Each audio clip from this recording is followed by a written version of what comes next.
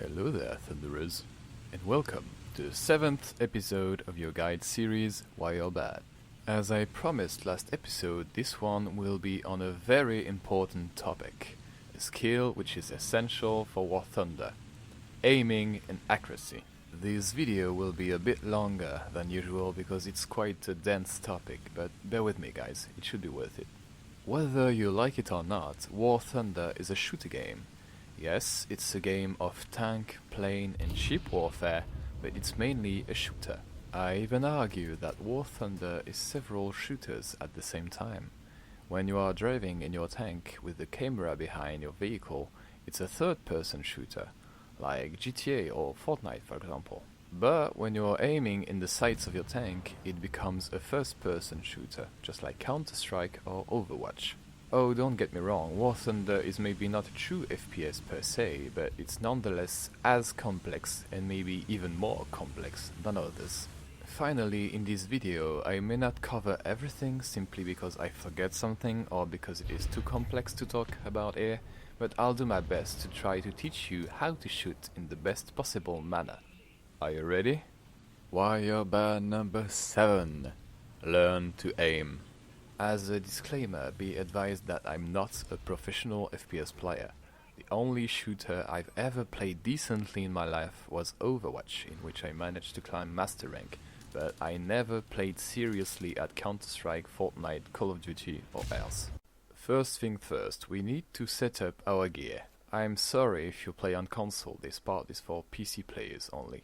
I'll first go over my own settings and I'll try to explain why I put them as such. First, my zoom button is my right mouse button. Some people don't use it or map it elsewhere, but since I'm playing with this setting since 2014, I don't want to change it or it would disturb me a lot. Mouse look activation is your free look key. It will allow you to look around you without moving your turret, which is extremely handy when you have a slow turret traverse speed.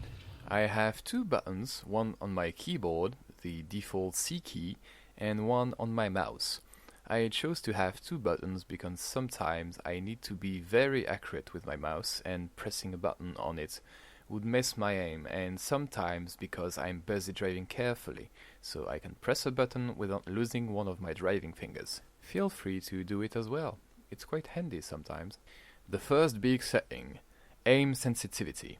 It's the speed at which your mouse moves when in third-person camera. I suggest you to have a medium to high sensitivity so you can look around you and check your turret around with ease, but not too high since you'll need to be precise for third-person shots, which we'll talk about later in the video. Then I advise you to have an even higher sensitivity on your mouse look speed, so you can quickly check your surroundings without moving your mouse too much. Also, turn your camera smoothness to 0, it's just annoying. Finally, the big one. I suggest you to have a lower sensitivity in zoom, because the lower your mouse is, the more accurate you will be when you'll need to do small adjustments to your aim. Take note that I can't advise you to put the exact same settings as mine. I played with these for 6 years, so I'm used to them. Just find one where you feel comfortable and don't change it again, unless you feel that your mouse is too quick or you need to slow it again. It will only be through practice and hours of playing that you'll get used to your sensitivity and your hand will move exactly as you want it without even thinking about it. This is what we call muscle memory. Now that the settings are out of the way, we can jump on the next point, range. As you know, War Thunder offers us some pretty realistic ballistic behavior when we shoot. What it basically means is that when you shoot your gun, the shell won't just go forward indefinitely. It will start to lose speed and to finally come down and crash in the ground if it doesn't meet anything in between. This is the shell drop, and at long range it will be your worst enemy. At first. For this, there are no miracle solutions, apart from playing, and playing again. But to ease everything, you can still add some map knowledge. Let me explain. I have two tips for you there. First, when you play a map a lot, you'll tend to remember the shooting distance out of habit. You play the map so much that you know that when you are at a certain spot in the map, another spot is precisely X meters away from you. Let's look at some examples. Here on Sinai, when I spawn on the south team on the west point, I know that I am precisely 750 meters away from the flank route on the other side. I can zero my gun even before getting out of the spawn. Another example here on Normandy, when I am playing on the jetty, there is exactly 250 meters from one side to the other, just by memory. This kind of knowledge really helps you when trying to snipe at the beginning of a match or when trying to defend a specific area. The second tip is a bit more subtle but very efficient for you to practice range accuracy, if your tank doesn't have a rangefinder, that is. When you're looking down sights and you see a distant enemy, force yourself to think in absolute distance rather than mil dots. When you see a target, think, okay, judging by the size of the tank, it must be around 750 meters, rather than, okay, so the target must be approximately between the 600 and the 800 mark of my sight. What's the difference? Take a look at this. If you train yourself to think in absolute distances rather than sight markers, you will have a very easy time shooting shells with different velocity, and it will become more and more easy the more you play with the tank when you get used to the magnification of the scope. Also, there is a concept that can help you be less scared when shooting someone from afar. Something I call the margin of error. Let's assume I want to shoot this IS-3, but I have no clue of the distance between us. The goal here is to make a rough estimation, let's say 600 meters, and then look at your margin of error. The faster your shell goes, the larger your margin is. Since I'm shooting DM33 APFSDS, the shell is extremely fast, and so my margin of error is this. All you have to do is to put the marker of the distance you estimated in the center of your target. It means that if the tank is between 0 meters and 1200 meters, I will hit him, more or less precisely, but I will, which can make people panic, but will also tell me the exact range, since I can see where I hit him thanks to the hit cam. Sometimes, when you really have to shoot quickly because you're being ambushed or because you have to react fast, you will have to shoot in third-person camera, known as Noscoping. I would like to say a huge thank you to Sergeant VT for providing me with the video clips you're seeing, as he's probably the best Noscoper I know. You can find a link to his channel in the description. He's doing very good tank reviews and very entertaining gameplay, so you should definitely go check him out.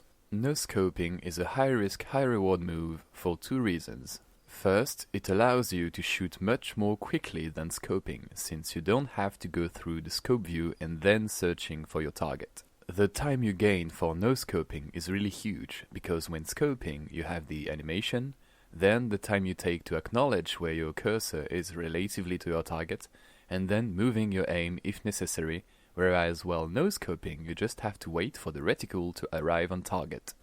Let's look at a side-by-side comparison. On the left screen, I no-scope the wreckage when passing the corner, while on the right, I pass the corner, aim in my sights, and shoot the same wreckage. See the difference?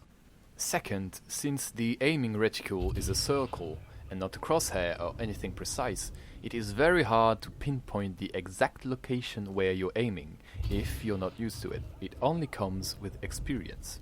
So, if you shoot but miss your target, you will be very vulnerable. On the other hand, if you manage to kill or cripple the enemy's shooting devices, you just earned a free kill. There are also two more techniques I need to discuss in order for you to be perfectly prepared for your games. Flick shots and crosshair placement. Flick shot is a term which is widely used in every shooter. A flick shot is a very quick movement of the wrist to put your crosshair where you want it to go in a matter of a few frames. Thus, even if your target is moving, your movement will be so fast that the movement of the target will not matter. In War Thunder you can't really flick in frames because of the non-instant movement of the turret, but you can still do a very quick movement for you to put your sight on the target and shoot first, just like in these examples. The second technique is also widely known in all shooters, crosshair placement. This concept is fairly simple and yet very hard to teach. The idea is that you want to have your reticle at all times around the height of which a target would appear. This is quite hard to explain, so let me show you. In this example on Poland, in my Leclerc, I am in the middle city, and as I hear multiple targets, note that my reticle is at all times at the height of the T-80's turret. This is crosshair placement. The goal is so when a target appears, my crosshair is already on the weak point of the enemy. On another example here on Normandy, I hear the Abrams come in to my left. I place my crosshair where I know the AMRAAM will be, and I just have to click my mouse without moving it and get myself a free kill. For the last point, I'd like to talk about top tier. Top tier is hell on earth, literally. Planes flying around, helicopters sniping you, but even more deadly, enemy tanks. At top tier, it becomes war, and your main and only goal is to shoot first and shoot the firing systems. If you shoot someone but doesn't get his gun, you're dead. If you're in a duel but shoot second, you're probably dead. And if you shoot first but miss the gun breach or anything gun related, you're dead. This is very skill demanding, and the only thing I can advise you is to practice your flick shots, both in first person and third person camera, as it will allow you to shoot first with the best accuracy possible. If you are a realistic player, I can only suggest you to play 1 hour a day in arcade to practice your aim. Everyone goes 100 miles per hour, you have a shooting reticle and markers over your head, but it's the best way to practice your accuracy on moving targets and duels. It's a very good exercise. Well, that's it. This episode was quite long, but it was worth the work. I know that it seems daunting to aim precisely in a game such as War Thunder if you're new, but don't fear, my friends. With dedication and playtime, one day you'll be able to do something like this, or like this. All you have to do is play and practice. For the next episode, we'll use your newly acquired accuracy, since we'll talk about weak points and how to learn them. I would also like to thank Sergeant VT again for his clips. He was kind enough to give them to me, even though I'm just a very small video maker. In the meantime, I hope you liked this episode and that it'll be useful to you. As always, don't hesitate to leave a comment, to ask questions, or to tell me if I forgot anything. As for now, I wish you luck in the battles to come, and I'll see you in the next one.